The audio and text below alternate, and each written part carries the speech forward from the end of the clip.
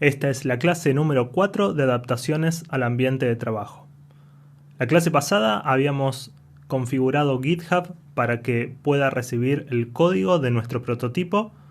Y si es la primera vez que ves este video y te preguntas de qué se trata el prototipo, te cuento de que esta serie de videos son las clases de una escuela secundaria de una tecnicatura en computación, en donde vemos buenas prácticas para que cuando los estudiantes que terminan la carrera se inserten en el mundo laboral, tengan herramientas para poder trabajar con otros profesionales de la informática. Venimos viendo hasta ahora herramientas de sistemas de control de versiones, en particular estamos usando Git, y la clase pasada, que fue la clase número 3, configuramos un repositorio de GitHub para que pueda hostear el código que teníamos hasta ahora localmente, pero en la nube de Microsoft, que es el dueño de GitHub.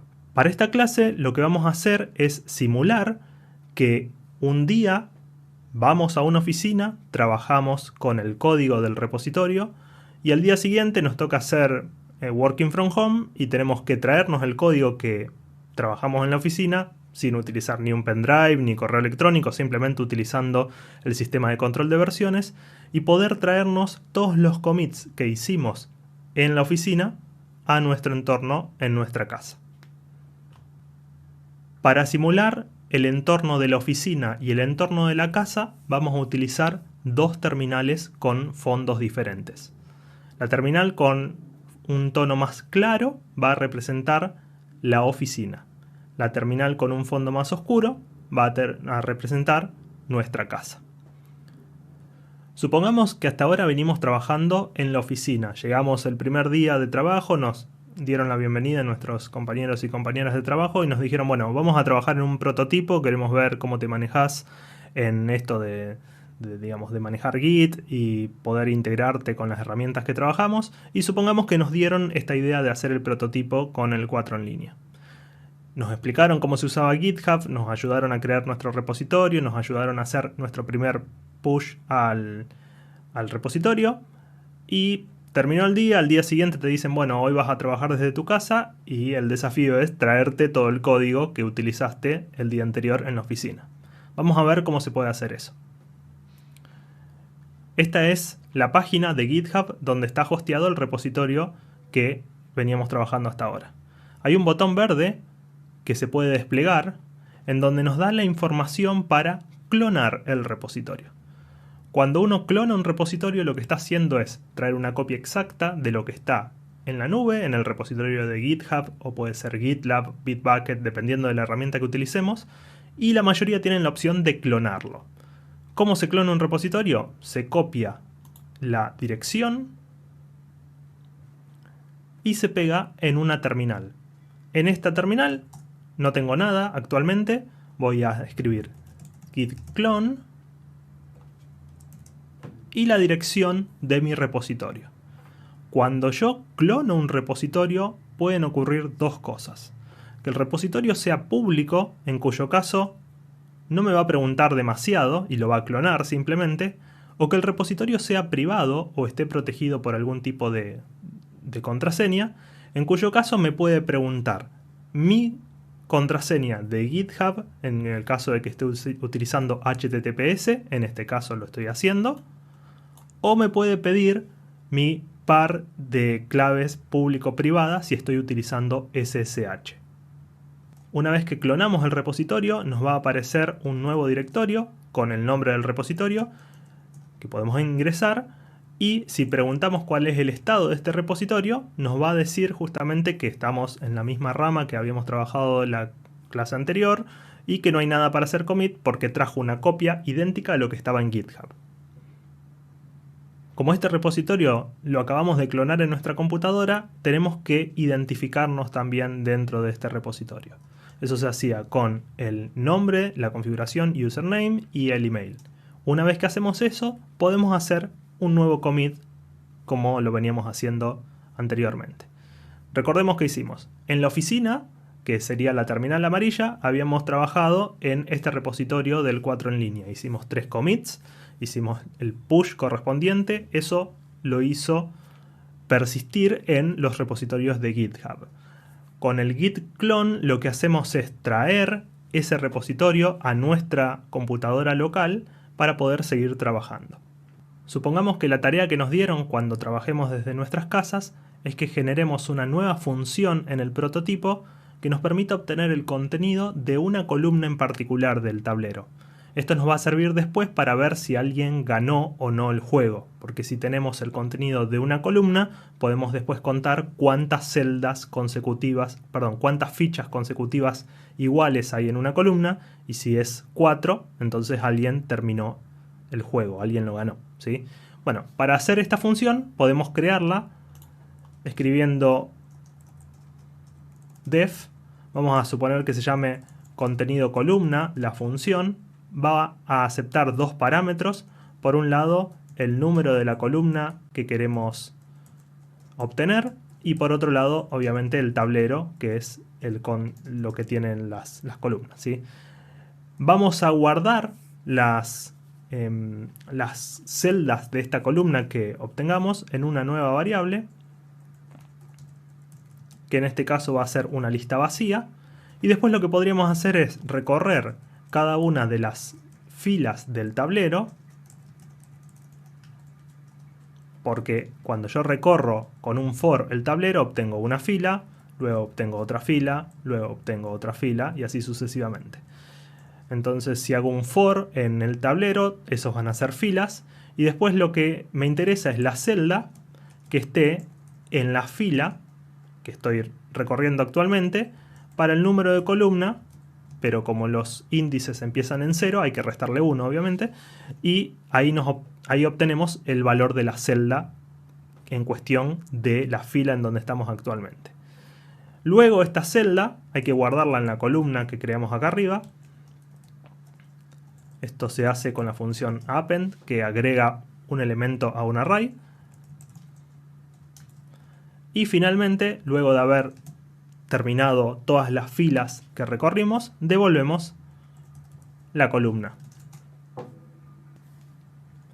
Para probar si este programa funciona, vamos a sacar la secuencia inválida que teníamos antes, había un 8, ahí ya la borré, y después vamos a modificar un poco nuestro programa para que cree un tablero vacío al principio, por una cuestión de contexto de las variables de Python, y después lo que hacemos es, en vez de dibujar el tablero directamente con toda esa secuencia encadenada de funciones, guardamos el tablero primero en una variable, después lo dibujamos y finalmente, al final del programa, le pedimos a Python que imprima el contenido de la columna 2 para el tablero que dibujamos. Si queremos directamente podemos hasta borrar esta para que solamente probemos el ejemplo que estamos haciendo actualmente.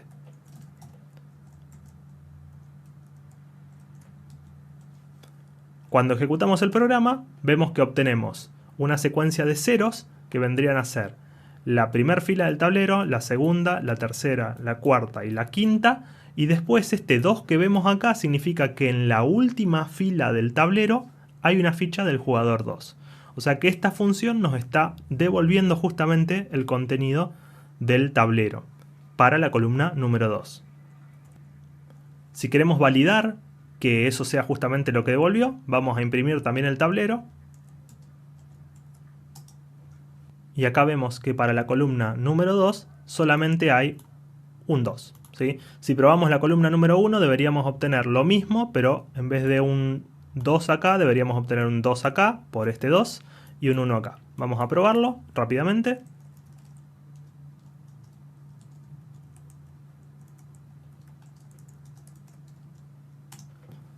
Y obtenemos justamente lo que estábamos esperando obtener.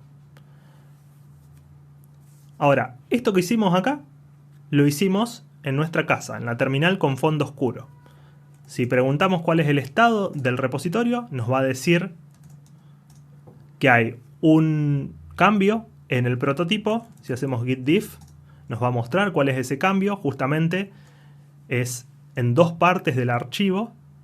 Tenemos la función, por un lado, y por otro lado, el llamado a esa función con la parte nueva que hicimos de nuestro programa, ¿sí? Bien, para no repetir contenidos de la clase anterior, vamos a ver cosas nuevas ahora. En primer lugar, supongamos que solamente queremos hacer un commit, pero de esta función. ¿Cómo lo hacemos? Uno podría decir, bueno, borro el contenido de todo lo nuevo que agregué, después escribo git add, el nombre del archivo, y eso me va a agregar solamente el contenido.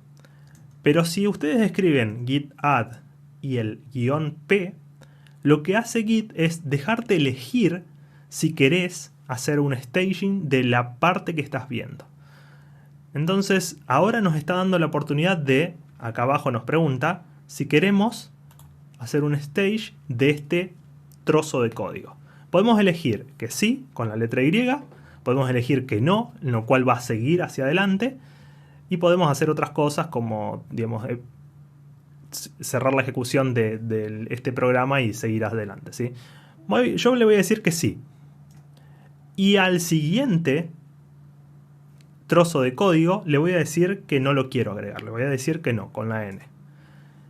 Si yo escribo git status ahora, me aparecen unas cosas nuevas. Me dice que el archivo está modificado, pero además me dice que hay cambios para ser comiteados. ¿Cómo puedo ver cuáles son los cambios que van a ser persistidos, que van a ser, le va a tomar la instantánea a Git? Puedo hacer git diff y especificar en los modificadores que solamente quiero lo que esté en la parte de staging, o sea, lo que esté preparado para hacer commit. Y ahí me muestra que si yo hago un commit, lo único que va a agregar en ese commit va a ser el función va a ser el contenido de la función contenido columna. Podemos probarlo. Git commit. Nueva función para obtener el contenido de una columna. Ese commit que acabo de crear lo puedo ver con git show y me muestra justamente que solamente tiene eso. No hay nada más en ese commit, ¿sí? Ahora, si yo vuelvo a preguntar git status, me dice que no hay más nada para hacer commit, porque ya lo hice, y no hay nada agregado en la zona de staging. Pero me sigue diciendo que hay un archivo modificado. Si yo hago git diff, la parte que está modificada es el resto de la modificación de mi archivo que no incluí en mi commit. De nuevo, podría decir git add, pero esta vez no voy a especificar el "-p" para que me agregue todo lo que está en ese archivo. Si digo git status, todo el archivo está para ser persistido en una nueva instantánea, por eso no me aparece dos veces, solamente aparece una sola vez. Y puedo hacer git commit, uso la nueva función en mi código. Un nuevo git status nos dice que no hay ningún commit no hay más nada para hacer commits. Pero ahora aparece algo interesante. Nos dice que nuestra rama está 2 commits adelante de la rama Origin Master. Si recuerdan, la clase pasada hablamos que Origin era el nombre del repositorio, lo cual nos está diciendo que nuestro repositorio local tiene 2 commits más de lo que tiene GitHub. Podemos hacer un git log para revisar cuáles son los commits que hicimos, y acá podemos ver claramente que toda esta lista son los commits que tenemos en nuestro repositorio. Estos dos que están acá son más nuevos que los últimos que tenemos en Origin Master. O sea, la historia que tenemos en GitHub solamente llega hasta el commit con este hash. Estos dos nuevos están solamente en nuestra computadora. Si quisiéramos enviarlos a GitHub, ya sabemos cómo hacer. Tenemos que escribir git push, el nombre del repositorio y el nombre de la rama en donde estamos actualmente. Como estamos utilizando HTTPS, al hacer el push nos va a pedir nuestras credenciales de GitHub, y una vez que las escribimos podemos terminar de hacer el push. ¿Qué es lo que hace un nuevo push con nuevos commits? Toma toda esta historia de cambios que tenemos en nuestro repositorio local y los va a intentar migrar hacia el repositorio remoto, que en este caso es el de GitHub. Supongamos que pasó un nuevo día y ahora volvemos a la oficina y queremos traernos los cambios que hicimos en nuestra casa. Si nosotros hacemos un git status en la oficina, vamos a ver que no hay nada para hacer commit y estamos trabajando en un directorio limpio. ¿Por qué pasa esto? Porque Git lo que hace es comparar el estado actual de nuestro repositorio con lo que tenemos en el directorio local. No sabe de cuál es el contenido del repositorio remoto, a no ser que nosotros le preguntemos, ¿sí? Una forma de preguntarle es escribir git fetch y el nombre del repositorio. Cuando hacemos eso, nos va a decir que encontró cosas nuevas, y acá esta diferencia que vemos acá es la diferencia entre el último hash que teníamos en el repositorio local y el repositorio remoto. Si hacemos un git status, nos dice que no hay nada para hacer commit. Si hacemos un git log, nos dice que esos son los últimos 3 commits. Entonces, ¿por qué no nos trajo las cosas? No nos trajo las cosas porque el git fetch lo único que hace es, de alguna forma, revisar cuál es el estado del repositorio remoto, pero no trae los cambios. Simplemente es como que pega un vistazo. Así como el push, que significa empujar los commits al repositorio, los envía desde el repositorio local al repositorio remoto, existe otro comando que ya se podrán imaginar, es git pull, que lo que nos permite es traernos del repositorio remoto todos los commits que haya nuevos. Antes de hacer esto, vamos a ver cuáles son esos commits. Serían los commits con el hash que empieza con C6 y el commit que empieza con el hash 44, que son estos dos que acabo de hacerle push. Por lo tanto, un git pull de el repositorio en la oficina nos va a traer la diferencia entre el último hash que teníamos acá y el último hash que encontró en el repositorio. Si comparamos, este hash de acá es el mismo que nos da como de actualización, y este de acá es el último que figuraba en GitHub, era el que decía 44. De hecho, yo podría preguntarle a Git, bueno, ¿cuáles fueron los cambios realmente que trajiste? Copio esa línea de texto y le pregunto git diff entre el hash que yo tenía y el nuevo hash. Y obviamente me va a traer el mismo contenido que generé con los dos commits. Recapitulando, git push nos permite, con los commits que tenemos en nuestro repositorio local, enviarlos al repositorio remoto. Git pull nos permite consultar un repositorio remoto y traer los cambios a nuestro repositorio local. Seguramente se van a estar preguntando, bueno, ¿qué pasa si en la oficina hago commits y no los pusheo? Y después en mi casa hago más commits y los pusheo y después vuelvo a la oficina y hago un pull. ¿Qué pasa si hay más commits de un lado que del otro y no los tenía pensado? Bueno, todas esas situaciones Git las resuelve a través de estrategias diferentes.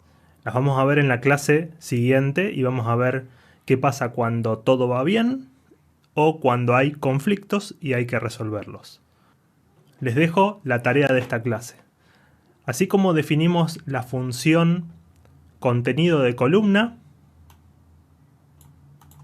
les voy a pedir que escriban una función para el contenido de una fila. Y además del contenido de la fila y del contenido de la columna, quiero que escriban dos funciones más que nos permitan obtener todas las columnas de un tablero o todas las filas de un tablero. O sea que si yo llamo a la función columnas y le paso un tablero, me devuelve un array de columnas.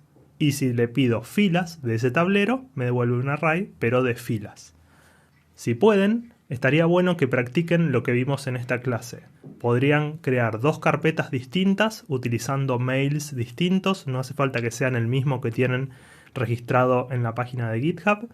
Y podrían ponerle a uno, no sé, su correo electrónico .oficina y al otro su correo electrónico normal. Y cuando hagan commits desde su casa, utilicen su correo electrónico que tienen enlazado a la cuenta de GitHub. Y cuando trabajen, por ejemplo, en la función de obtener columnas o obtener filas, utilicen la otra cuenta de GitHub con la otra carpeta, habiendo hecho un pull de los cambios, nuevos commits y un push. Traten de no mezclar el orden en que hacen pull y push, porque van a encontrarse con conflictos o puede ser que no funcione tan bien como esperan y van a tener que esperar a la clase que viene para que aprendan cómo resolverlo.